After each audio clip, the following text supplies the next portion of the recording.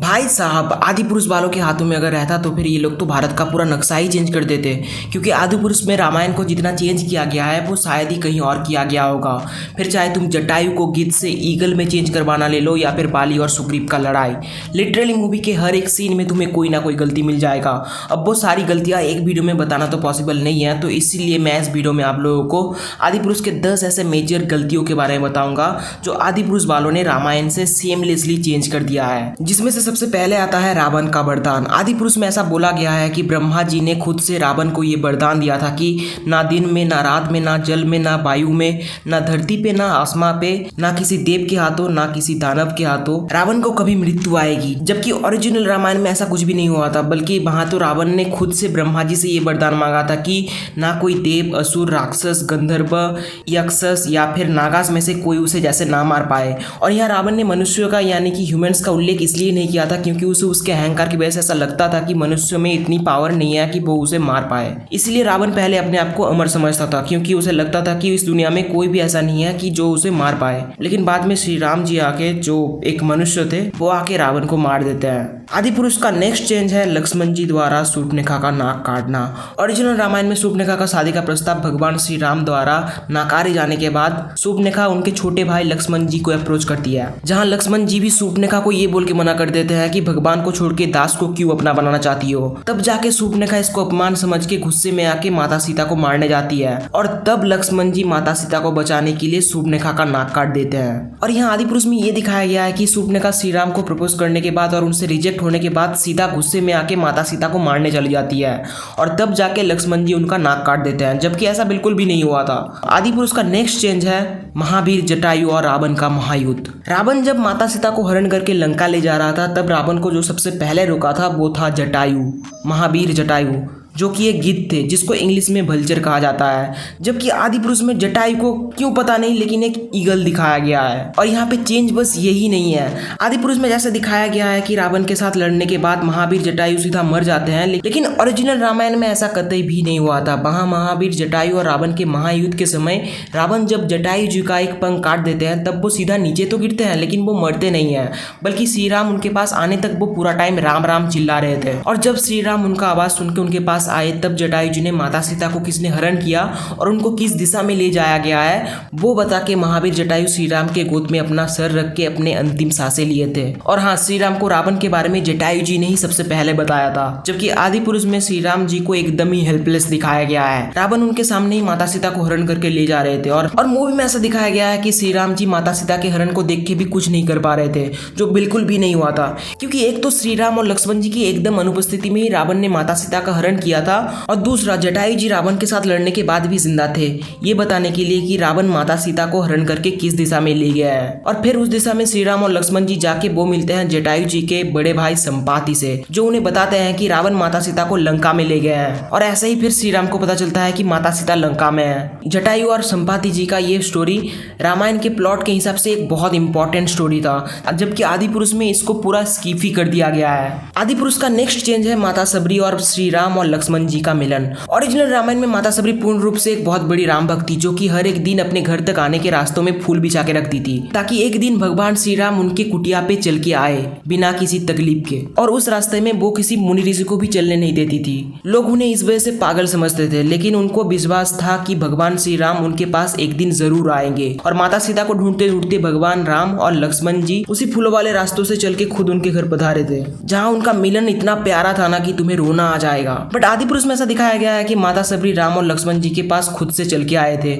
इस छोटे से चेंज से मूवी की एक्चुअल स्टोरी में तो उतना भले ही चेंज नहीं आया, लेकिन अगर मूवी में इस सीन को अच्छे से दिखाया जाता ना तो शायद आदि पुरुष को आज लोग जो इतनी गालियां दे रहे हैं वो शायद उतना नहीं देते। मैंने इन दोनों के मिलन को अपने एक पुराने वीडियो में डिस्कस भी किया था, तो आप लोग अगर चाहो तो फिर उस वीडियो को देख सकते हो, आई बटन में मिल जाएगा वो वाला वीडियो। खैर, आदि पुरुष में नेक्स्ट सबसे बड़ा चेंज है बाली और सुग्रीव का लड़ाई। बाली एक महापराक्रमशाली योद्धा थे जिनके लिए ये कहा जाता था कि वो वैसे ही बहुत शक्तिशाली थे, लेकिन उसके बाद भी उनको एक वरदान मिला था कि जब वो किसी से लड़ते थे तब उनके ओपोनेंट की आधी शक्ति उनमें समा जाती थी। तो इस वजह से वो और भी बहुत ज्यादा पावरफुल हो जाते थे, जिससे उन्हें द्वंद युद्ध में हराना एकदम नामुमकिन था। अब वो कितना ज्यादा शक्तिशाली थे उसका अंदाजा भी इसी बात से लगा सकते हो कि उन्होंने रावण को अपने बाहु में दबोच के तीनों लोगों तक घुमाया था। वो रावण जो कि खुद इतना पावरफुल था। ये तो चलो मूवी में था ही नहीं, लेकिन मूवी में जो चेंज किया गया है वो है बाली और सुग्रीव यानी कि दोनों भाई का युद्ध। ओरिजिनल रामायण में बाली और सुग्रीव का युद्ध टोटल 2 दिन चले थे, जहां सुग्रीव बाली से लड़ने के लिए इसलिए राजी हुए थे क्योंकि श्री राम उनका सहायता करने वाले थे।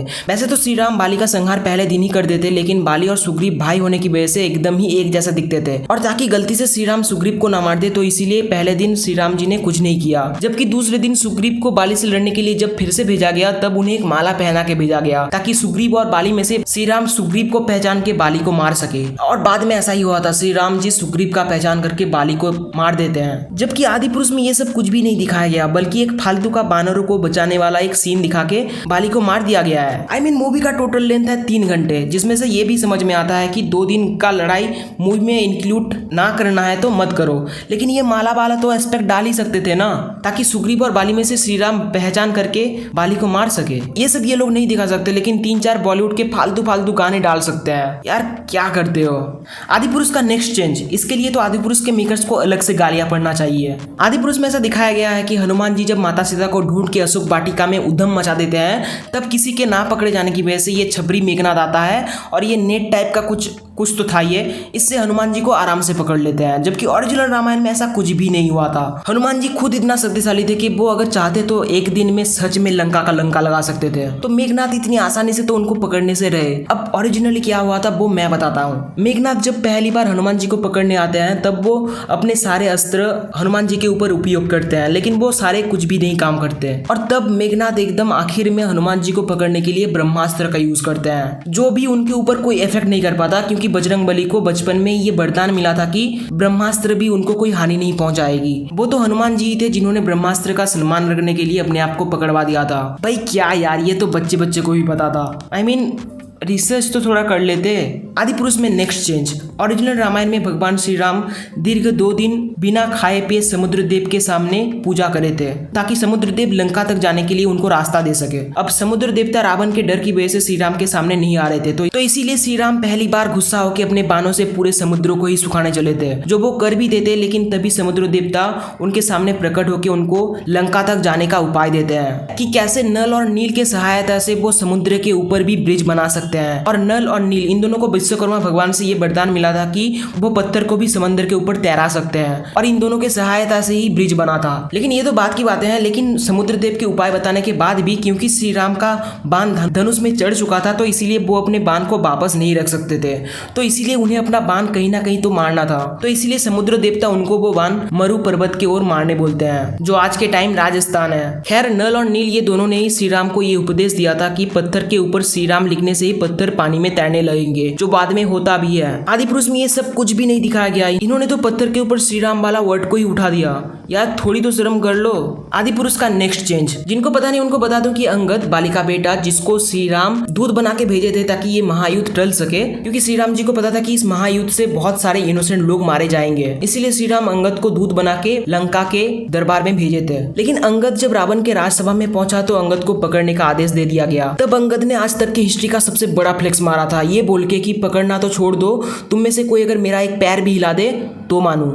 ओ भाई ये वाला सीन अगर मूवी में रहता ना तो भाई आजकल जो ये सिग्मा मेल वाला ट्रेंड चल रहा है ना उसका राजा होता अंगद। अनडाउटेडली हिस्ट्री का आज तक का सबसे बड़ा फ्लैक्स। एंड आदि पुरुष वालों ने क्या किया सोचो, उस सीन को पूरा हटा ही दिया। आदि पुरुष में अंगद लंका के राजसभा में आके रावण के गुप्तचर को लौटा के बस भाग गया। यार पहले तो मेरे को कोई ये बताओ कि यह आदमी 600 करोड़ मूवी को अच्छा बनाने के लिए था या फिर खराब बनाने के लिए। आदि पुरुष का नेक्स्ट चेंज, युद्ध में जब मेघनाथ के बाणों से लक्ष्मण जी मूर्छित हो जाते हैं तब विभीषण श्री राम को परामर्श देते हैं कि वो सुसेन वैद्य को बुला लाए। सुसेन वैद्य जो कि लंका के राज वैद्य थे, वैद्य यानी कि डॉक्टर, जिसको लाने के लिए हनुमान जी को भेजा जाता है, जो सीधा उनके घर समेत उनको उठा लाते हैं। तब सुसेन वैद्य श्री राम जी को परामर्श देते हैं कि संजीवनी बूटी से ही लक्ष्मण जी का प्राण बचाया जा सकता है, जो कि आदि पुरुष से बिल्कुल ही अलग है, क्योंकि आदि पुरुष में सुसेन वैद्य का कोई नामो निशान तक नहीं है, बल्कि उनकी जगह इस नारी को दे दिया गया है जो सारा टाइम विभीषण के साथ ही घूम रही थी। आदि पुरुष का नेक्स्ट चेंज। ओरिजिनल रामायण में हनुमान जी पूरे माउंटेन को इसलिए उठा लाते हैं क्योंकि वो संजीवनी बूटी का पहचान नहीं कर पा रहे थे, जो कि आदि पुरुष में दिखाया गया रीजन से बिल्कुल ही अलग है। यहाँ ऐसा बताया गया है कि उन्हें पूरा सेना को बचाना था, तो इसीलिए हनुमान जी पूरे पर्वत को ही उठा लाए, जो कि सरासर गलत इन्फॉर्मेशन है। तो बस यही वो 10 मेजर चेंजेस थे जो आदि पुरुष में हुआ है। आई नो कि और भी बहुत सारे छोटे मोटे बहुत सारे चेंजेस हैं आदि पुरुष में, लेकिन उन सबको अगर मैं इसी वीडियो में इंक्लूड कर देता तो फिर ये वीडियो बहुत लंबा हो जाता।